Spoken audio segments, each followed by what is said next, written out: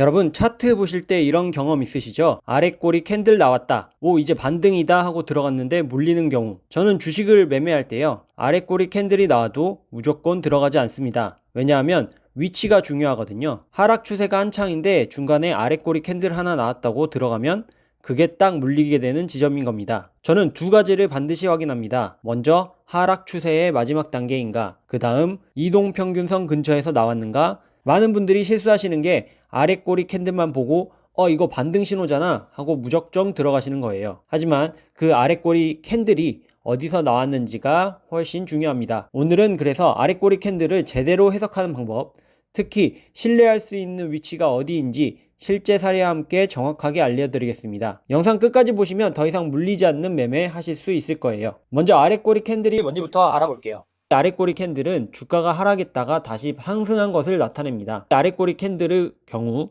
주가 흐름이 이렇게 진행됩니다. 시가에서 출발해서 장중에 하락을 하면서 당일 저점을 기록합니다. 하지만 다시 반등해서 종가 마무리가 되는데요.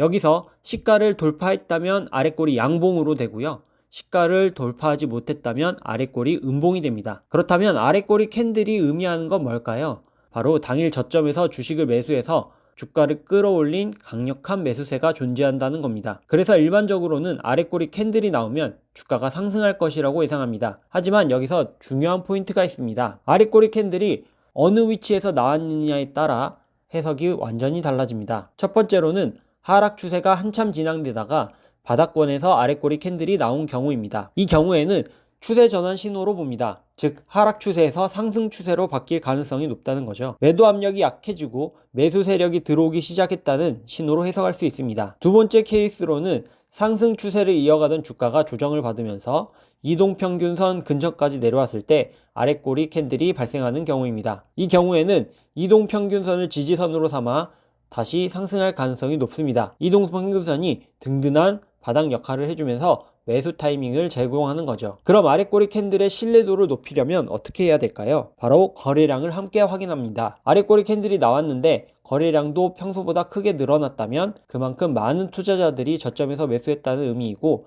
신호의 신뢰도가 훨씬 높아집니다. 반대로 거래량이 적다면 일시적인 현상일 수 있으니 조금 더 신중하게 접근해야겠죠. 자, 이제 실제 차트 사례를 한번 볼까요? 먼저 GS건설 차트를 보시겠습니다. GS건설은 2025년 6월 2일 고점을 찍고 나서 2개월 넘게 하락했습니다. 그러다가 2025년 9월 3일 드디어 아래꼬리 캔들이 발생했습니다.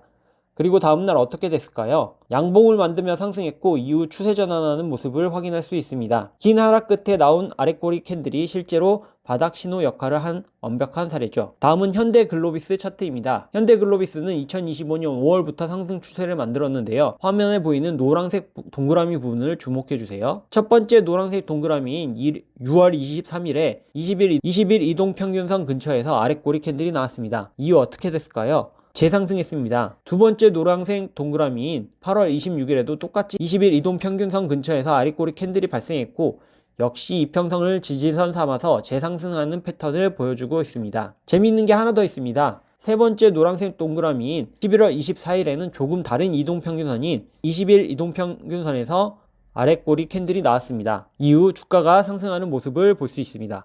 이처럼 단기 이평선뿐만 아니라 중장기 이평선에서도 같은 패턴이 반복되는 걸 확인할 수 있죠. 자, 여기까지 아래꼬리 캔들에 대해서 알아봤는데요. 정리하자면 아래꼬리 캔들은 분명히 의미 있는 신호입니다. 하지만 제가 오늘 보여드린 두 가지 사례 외에도 아래꼬리 캔들은 여러 위치에서 발생할 수 있습니다. 가장 중요한 건 캔들 하나만 보고 주가를 예상하면 안 된다는 것입니다. 다른 보조 지표들, 전체적인 시장 상황, 그리고 기업의 펀더멘털까지 종합적으로 분석해서 판단해야 합니다. 차트는 과거의 기록일 뿐 미래를 확장하는 건 아니니까요. 오늘 영상이 도움되셨다면 좋아요와 구독 부탁드리고요. 궁금한 점이나 다뤄줬으면 하는 주제가 있다면 댓글로 남겨주세요.